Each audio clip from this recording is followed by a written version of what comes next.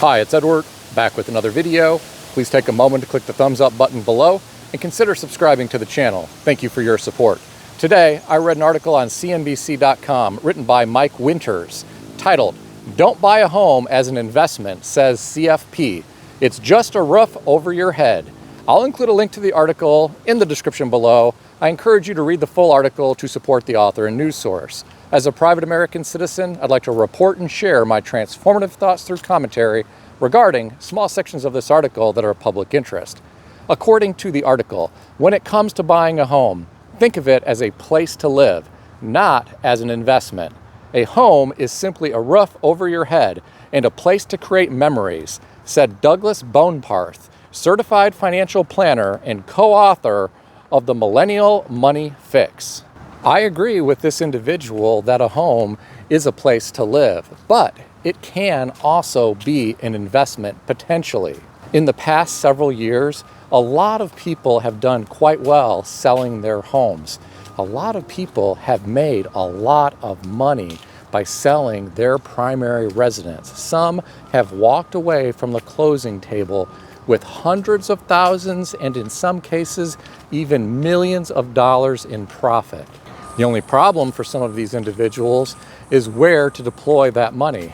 The real estate market has been so high in recent years, some of these people may have struggled to find another home to buy. If you have a capital gain from the sale of your primary residence, you may qualify to exclude up to $250,000 of that gain from your income, or up to $500,000 of that gain if you file jointly with a spouse. You have to live in the primary residence for at least 2 years to qualify. What other investment in the world can you possibly do this with?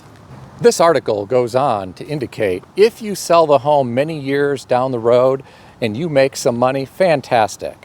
Boneparth said, however, it's very difficult to keep track of every little repair and addition you've made to that house over 20 or even 30 years of ownership. He brings up a good point here. A home is a machine for living, and like any machine, it requires regular maintenance. Right now, it is incredibly expensive to maintain a home. The fact of the matter is, a lot of individuals don't know how to replace something simple like a toilet flapper or change out a light fixture. Many homeowners have to call contractors to come out to their home even for simple maintenance items. Many schools have gotten rid of industrial technology education. Because of this, some young people never get any experience using hand tools or power tools. Many do not have the skills necessary to maintain their own home. Have you had to call a contractor out to your home recently? Have you had sticker shock when the contractor provides you with a bid? Some of these contractors can charge anything they want because they're in such demand. Sometimes it's even hard to get a contractor to return your phone call, and if they do, they might be weeks out before they can even get to you. Unfortunately, some homes turn out to be money pits, and some individuals can end up wrapping up a lot of money in their property during the years of ownership. In my opinion, individuals who are going to become a homeowner need to take into consideration the costs for property taxes, insurance, utilities, lawn care, landscaping maintenance, sprinkler system maintenance, etc. Prospective homeowners also need to give consideration to big ticket items that may need to be repaired or replaced at some point in the future. A roof on a home is eventually going to wear out, and this is a big ticket item. Even on a small home, a roof can easily cost $10,000, $15,000, or $20,000. Eventually, windows on homes fail. If you have ever had to get an estimate to have windows replaced, it is very, very expensive. I had a rental property in the past that needed all new windows. I got several bids from different companies, and I could not believe how much money they wanted to install windows. I ended up hiring 2 individuals and paying them an hourly rate to be able to help me, and the 3 of us replaced all of the windows in the home. We were able to replace all of the windows in 2 days. I saved tens of thousands of dollars doing this myself. Most homes have some type of heating system and some type of cooling system. Eventually, a furnace or an air conditioning system is going to need to be replaced. Depending on the manufacturer and depending on the efficiency rating, some of these systems can be very, very expensive. You could easily pay $10,000 or more for a new furnace, or $5,000 to $10,000 for a new AC system. Some young people who have never owned a home before could end up getting sticker shock once they move into that home and find out how much it costs for maintenance and how much it costs to get some of these big ticket items replaced. I'd love to interview a bunch of high school students and college students, show them the picture of a modest home and ask them, how much do you think it would cost to replace that roof? How much do you think it would cost to replace all of the windows in that home? I'd love to see what they had to say. I think a lot of them would underestimate how much it costs to replace a roof or how much it costs to replace windows. Even repainting the exterior or interior of a home can be very expensive if you hire a professional painter. The truth is, a lot of everyday Americans don't have ladders tall enough to be able to paint the exterior of a 2-story home. Even a modest-sized 2-story home could easily cost $10,000 or more to paint the complete exterior. Here's my opinion. You need a place to live. If you know you are going to be in an area for quite some time, if you know you have a stable job, and if you end up getting laid off from that job, you know you can find another job in that area easily so that you don't have to worry about relocation, then why not do some research regarding the housing market in your area, find out how much it would cost to purchase a home, compare that to how much it would cost to rent a home, then give some consideration to what the maintenance costs might be on an annual basis for the home. After you conduct all of this preliminary research, then start looking at some homes with a good real estate agent and find out what the condition of some of these homes are in the market in your price range. If it ends up making financial sense, buying a home could potentially be a good long-term investment. Understand the price of the home could potentially fluctuate up and down throughout the years. Not all real estate goes straight up like it has in the past few years. There have been years when real estate has declined considerably. We have really been living in the twilight zone in the past few years with regard to real estate prices. There is no guarantee that real estate prices will continue to go up in the short term, especially now that we are in an interest rate environment where the 30-year fixed rate insured conventional mortgage is 8.5% or more, depending on your credit score and depending on the type of debt that you have in your life. If you purchase a primary residence, you could build equity in that residence as opposed to throwing money away month after month on rent and making some landlord wealthier. You could also potentially benefit from real estate appreciation in the long term. Real estate has a wonderful track record of appreciation over the long term. Understand there are no guarantees. Just like any investment, you could potentially lose money. I'm afraid a lot of individuals in the past few years forgot about that. Some people who are young and just got into the real estate market have never lived through a downturn. Some people who just purchased a property last year, potentially at the top of the market, and overpaid for that property because they got caught up in the multiple offer mania, could be in a negative equity position right now because the real estate market has cooled in many areas around the United States now that we are in a higher interest rate environment. Some people are coming to the realization that real estate does not always continue to go straight up. For someone who is thinking about buying a home, I think it's important to be systematic about that process. Don't just listen to what some real estate agent is telling you. Many real estate agents rely on commissions in order to pay their bills. Real estate agents should have their clients' best interests at heart. Unfortunately, some are desperate for a commission because they have their own bills that they are trying to cover. Many real estate agents look like they are doing well financially. Many have very nice vehicles and they dress nicely. As a real estate broker myself, I know a lot of these people. Let me tell you, that is a facade for some of them. Some of these people have leased luxury vehicles and they have a mountain of credit card debt. They also have a very large home mortgage. Many are desperate for commissions in order to keep up with all of their debt obligations. This past year, a lot of real estate agents have gotten out of the business. Some have had to transition into completely different industries. Some are not able to make the easy money that they once could in the real estate market. There are simply not enough listings to go around for all real estate agents.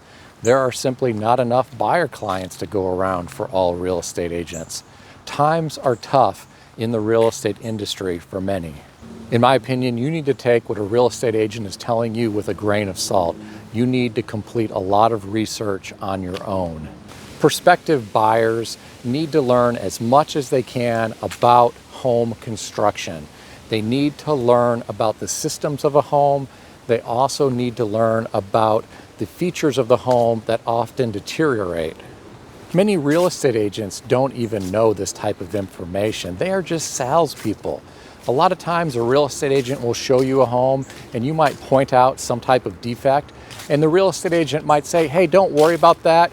You're going to get a home inspection and we can get a home warranty for you as well. Here's the problem with all of this.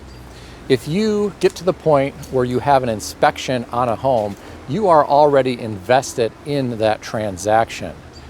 You have also already spent money for the home inspector.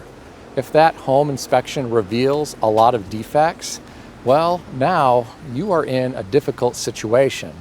You can ask the seller to take care of a lot of the problems on the inspection report, but many sellers won't agree to do all of that. Some may agree to repair some of the items. Depending on how your purchase agreement was structured, it may be possible for you to do a mutual release and get out of the transaction, but you are going to lose all of the money that you paid for the inspection. In my opinion, it's important to walk through the property more than once, look over all of the systems of the home carefully, look over the structure of the home carefully, try to identify any major faults yourself. That way you know whether or not you should proceed with that transaction or walk away and look at a different property instead. When I pull up to a property for the very first time, I look at the roof. If that roof has 3-tab shingles, usually I'm not interested.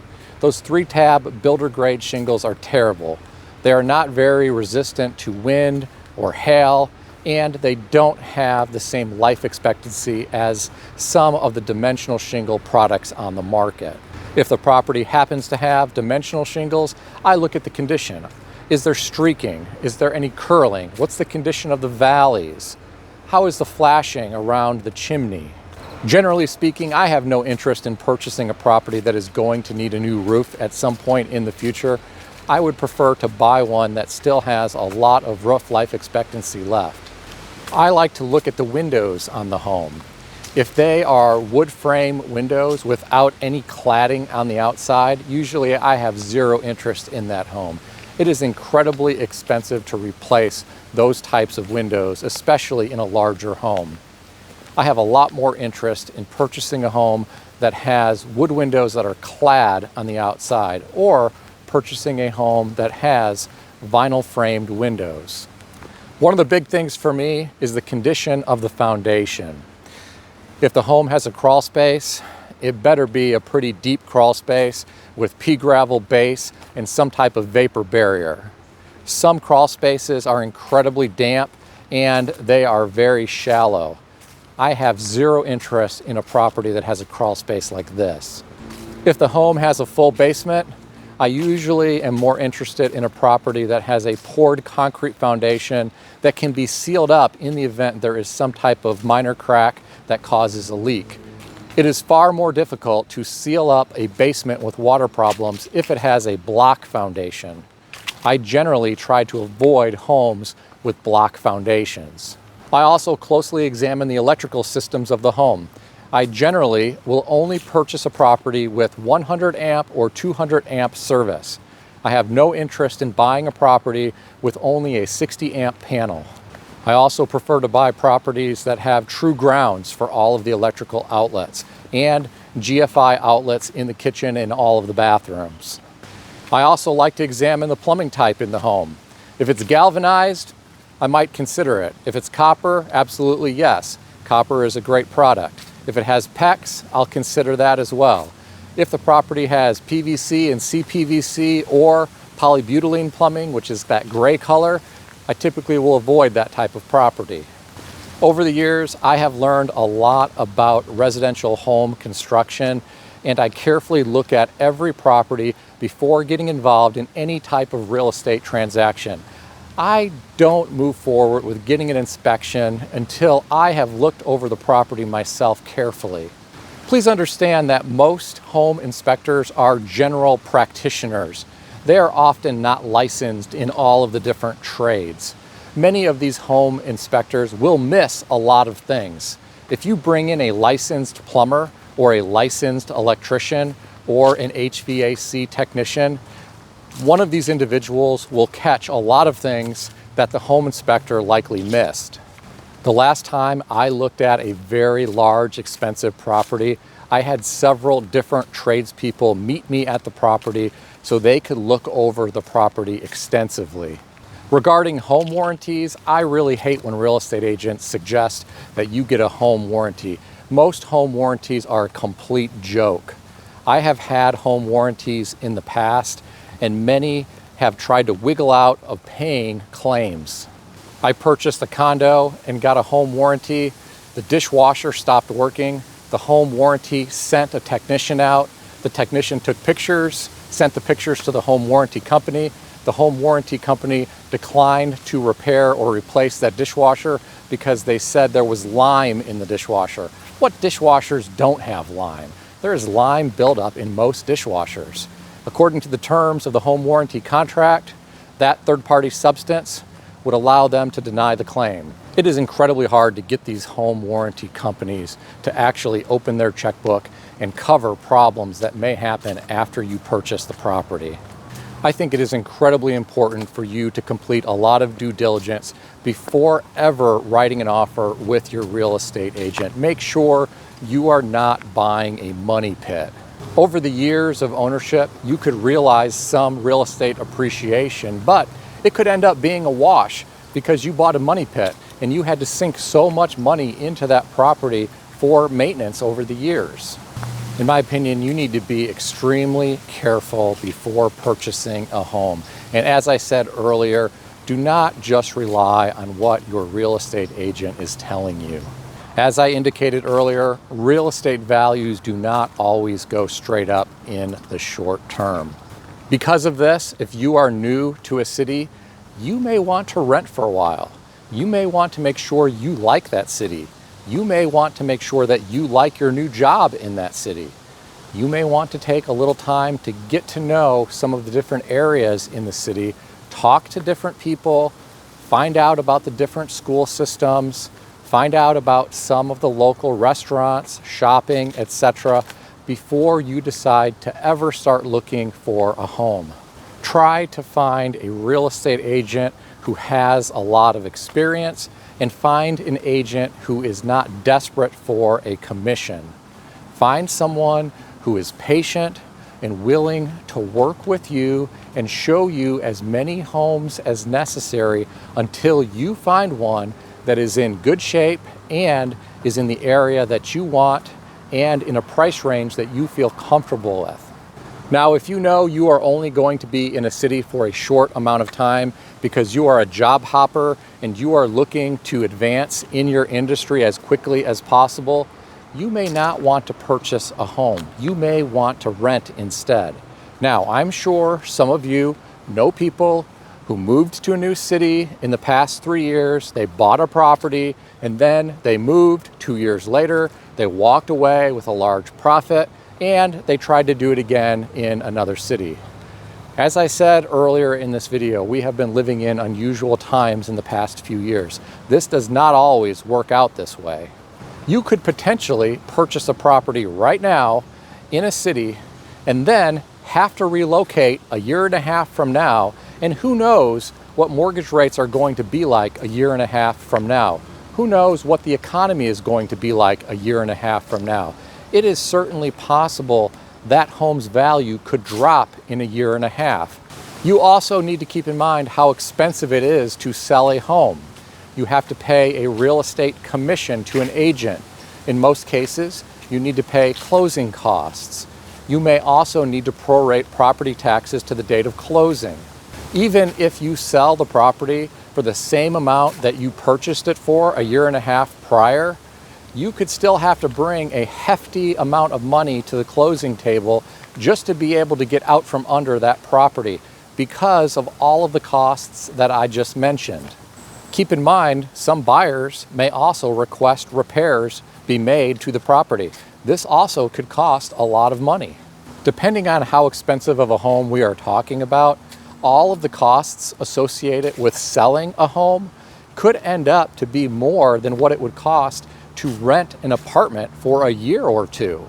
If this is the case, it might make a lot more sense to rent in the short term as opposed to getting tied down with a property that could potentially fluctuate in value. Regarding the article that I referenced today, I don't necessarily agree with the CFP. A home can be an investment over the long term. Even in the short term, a home can potentially be a good investment if you time it right and you purchase a home in a good area that doesn't need a lot of expensive repairs. I think the key to this is making sure that you time it right. Some people got incredibly lucky in the past few years and did time their purchase correctly. What do you think about all this? Do you think a home is a good investment in the long term? Do you think a home could be a good investment in the short term if you time it right and you purchase a property in a good area that doesn't require a lot of maintenance? Let me know your thoughts in the comments section below. Please keep in mind, nothing in this video is real estate advice or financial advice. If you need advice of any kind, seek advice from a qualified professional in good standing who puts your interests first and foremost. If you enjoyed this video, consider giving it a thumbs up. If you haven't yet subscribed, please consider doing so. I want to extend a special thanks to everyone who has subscribed to this channel. I also want to thank all of my channel members. Stay healthy and wealthy. I'll see everyone in the next video.